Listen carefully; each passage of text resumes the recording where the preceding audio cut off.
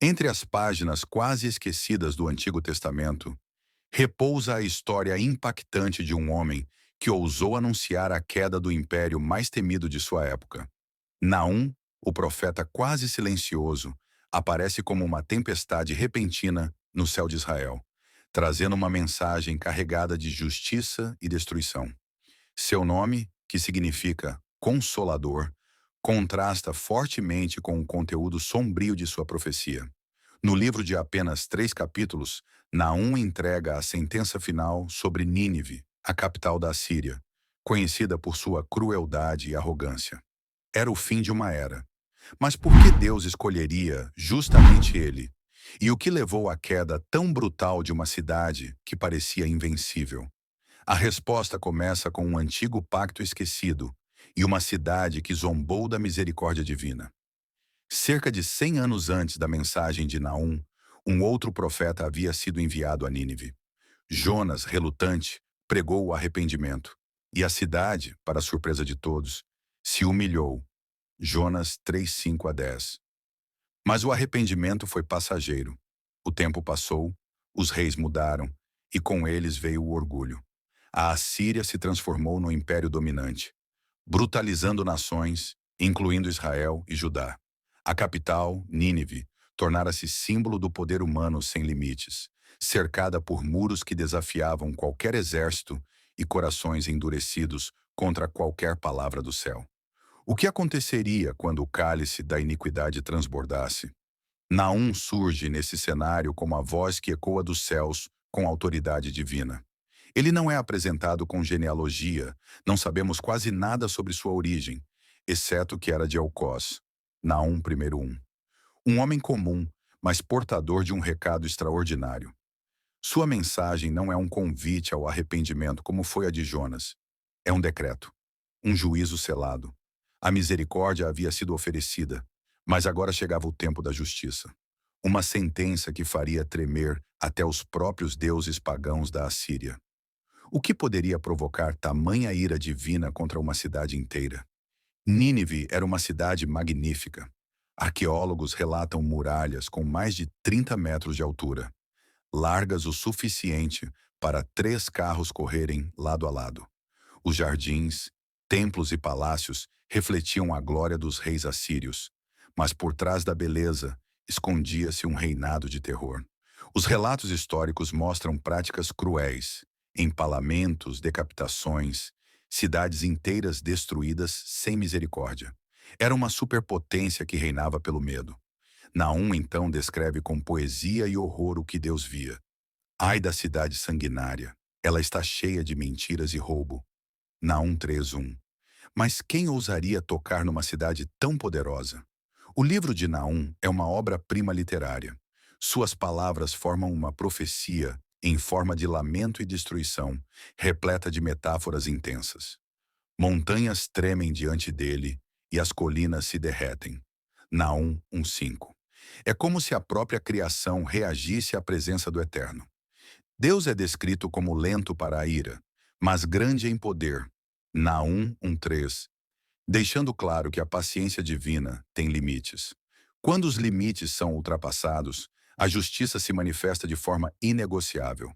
O profeta não fala apenas com palavras, mas com imagens que ardem na mente. Rios secando, fortalezas desmoronando, guerreiros correndo em pânico. Como isso tudo se cumpriria? Mas quem era Naum, afinal? Um homem silencioso em meio ao barulho dos impérios. Seu nome, que significa consolação, contrasta de forma dramática com o teor de sua mensagem. Ele não aparece em nenhuma outra parte da Bíblia, e tudo o que sabemos dele está condensado em 3 intensos capítulos. Naum 1 a 3. Um profeta que surge no palco bíblico como um trovão cortando o céu sombrio. Segundo Naum 1:1, ele era natural de Elcos, cidade cuja localização permanece incerta até hoje, envolta em névoas de mistério. Alguns estudiosos associam-na à Galileia, outros à Mesopotâmia. Mas o local exato não importa tanto quanto a missão. Ele não profetizou para Israel, nem para Judá, mas contra a capital de um império inimigo. Um chamado incomum, uma responsabilidade esmagadora. Por que Deus levantaria um homem desconhecido para anunciar o juízo de uma nação tão distante? Seria apenas uma mensagem local ou um alerta atemporal à humanidade? Naum começa sua profecia com uma declaração que não deixa margem para dúvidas. O Senhor é um Deus zeloso e vingador. O Senhor é vingador e cheio de ira.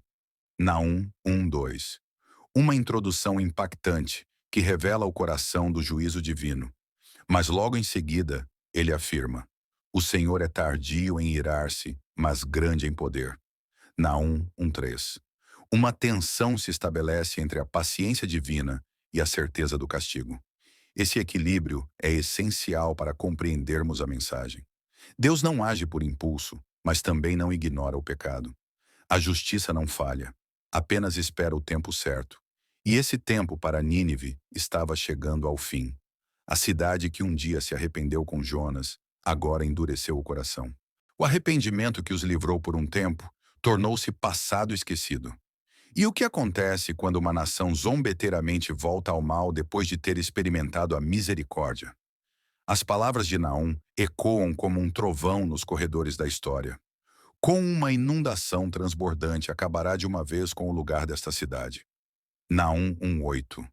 A profecia é clara, poética e implacável. Naum não suaviza. Ele descreve a queda de Nínive com detalhes surpreendentes, como se tivesse estado lá. E isso levanta uma pergunta inquietante. Como alguém poderia prever com tanta exatidão um evento que ainda não havia ocorrido? De acordo com registros arqueológicos, quando Babilônia e Média invadiram Nínive em 612 a.C., uma enchente realmente desviou o curso do rio Tigre e destruiu parte das muralhas. Exatamente como Naum predisse. Coincidência? Ou a prova de que o Deus de Israel não apenas vê o futuro, mas o governa? A atmosfera em Nínive havia mudado. Séculos antes, quando Jonas caminhou pelas suas ruas, o temor de Deus fez o rei jejuar, vestir-se de pano de saco e ordenar arrependimento geral. Jonas 3:6-9. Mas agora, a arrogância tomara conta do trono. Os reis assírios se vangloriavam de empilhar crânios, esfolar vivos os inimigos e deportar nações inteiras. Inscreviam essas façanhas em muros e obeliscos, celebrando o terror como símbolo de glória. O povo, antes tocado pela compaixão divina, entregou-se novamente à violência, idolatria e crueldade. O juízo, antes adiado, agora era inevitável. A paciência divina não é eterna quando confrontada com a perversão constante. E esse princípio não se limita ao passado. Será que hoje também não estamos testando os limites da misericórdia de Deus? Naum descreve Deus com imagens que mexem com os sentidos. O Senhor tem o seu caminho na tormenta e na tempestade, e as nuvens são o pó dos seus pés. Naum 1:3. Uma poesia poderosa que revela a majestade divina. A natureza obedece à sua voz, os montes tremem, os mares recuam e a terra se desfaz diante dele. Não há império que possa resistir ao seu sopro. Naum não pinta um Deus distante, mas um Deus que intervém. Um Deus que se importa com o clamor dos oprimidos. E enquanto Nínive enchia seus armazéns com ouro saqueado e seus salões com danças pagãs, os olhos do Senhor vasculhavam o coração de cada cidadão. Porque o juízo divino começa onde a consciência humana termina. A profecia de Naum não era apenas um anúncio de destruição, era também um consolo para Judá. Eis sobre os montes os pés do que anuncia boas novas. Naum 1:16.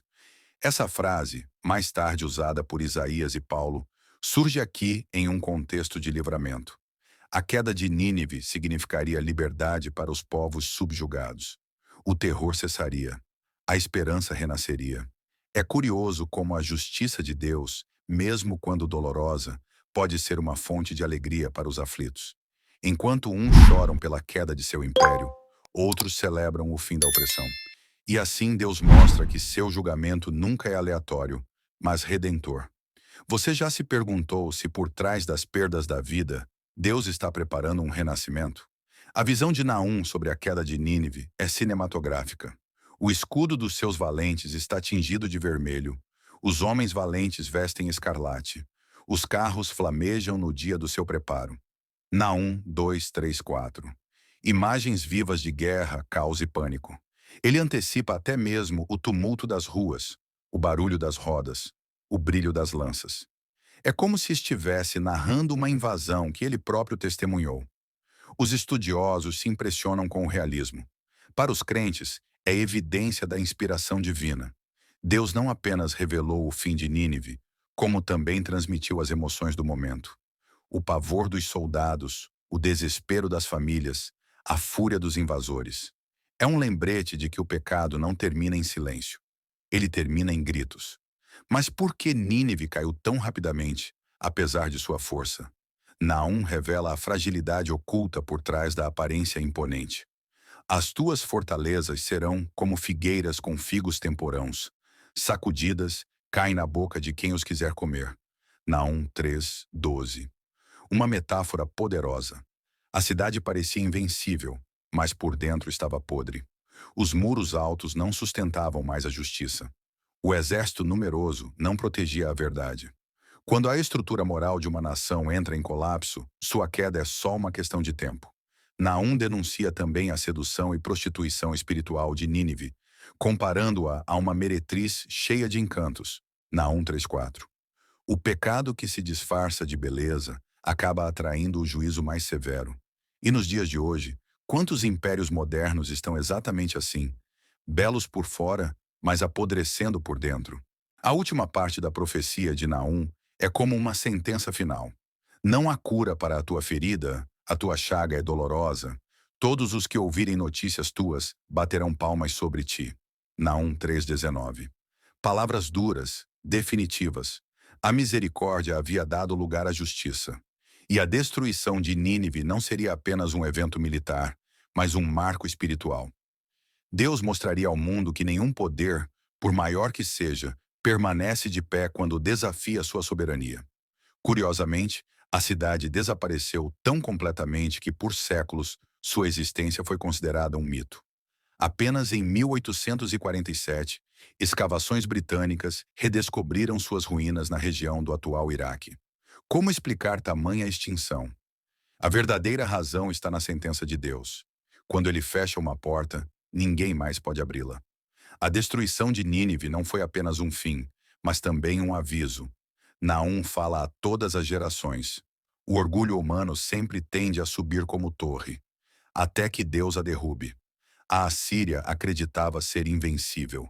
Seus reis achavam-se deuses. Seus exércitos pareciam incontestáveis. Mas em poucos dias, tudo virou pó. O livro de Naum é um lembrete de que o poder não está nas armas, nem nas riquezas, mas na retidão. Um povo pode até resistir a exércitos, mas nunca resistirá à voz do Senhor. Será que hoje estamos ouvindo essa voz?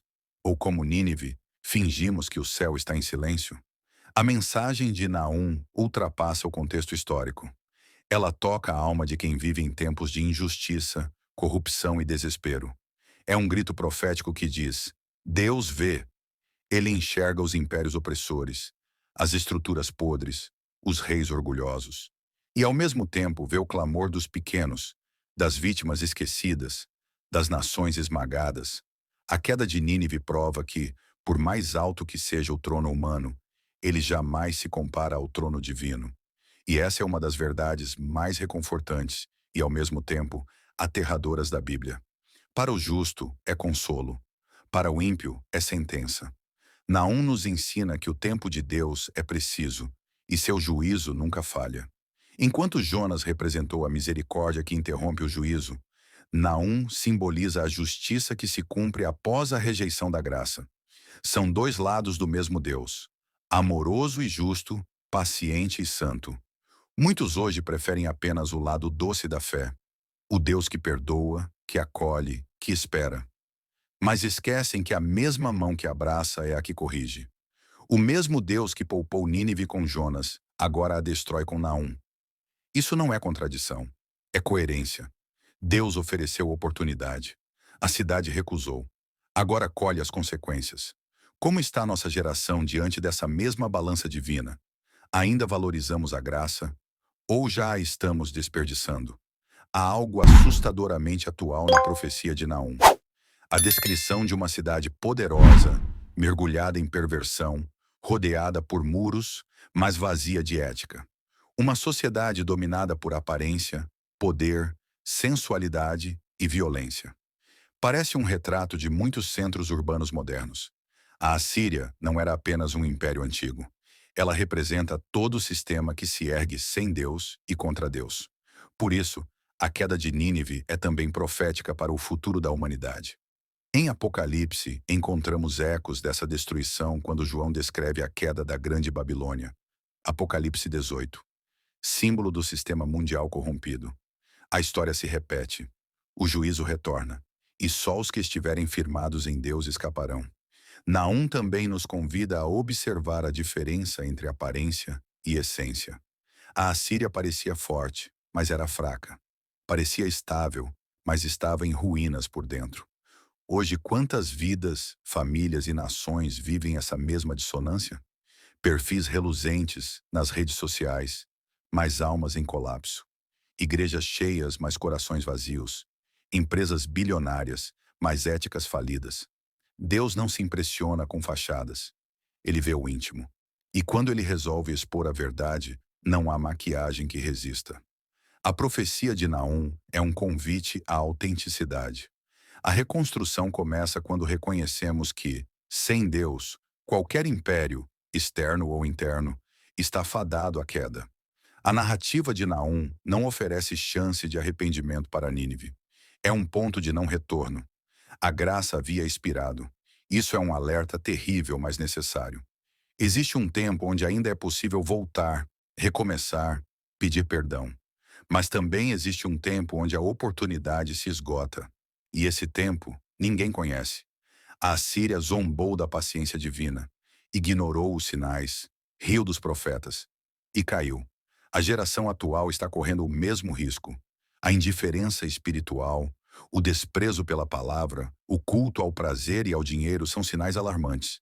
Talvez Deus ainda esteja falando. Talvez hoje ainda haja graça. Mas por quanto tempo mais? Naum nos obriga a encarar uma verdade desconfortável. Deus também destrói. Não por crueldade, mas por justiça. Ele destrói para reconstruir. Julga para purificar. Não é o Deus caricatural e indulgente das conveniências modernas, mas o Deus real, santo, que não compactua com o mal. Essa visão muda tudo. Muda nossa forma de viver, de adorar, de julgar o tempo. Se há um Deus que vê tudo, então viver com integridade é urgente. Se há um Deus que pesa as nações, então a justiça não é apenas uma utopia, é uma promessa.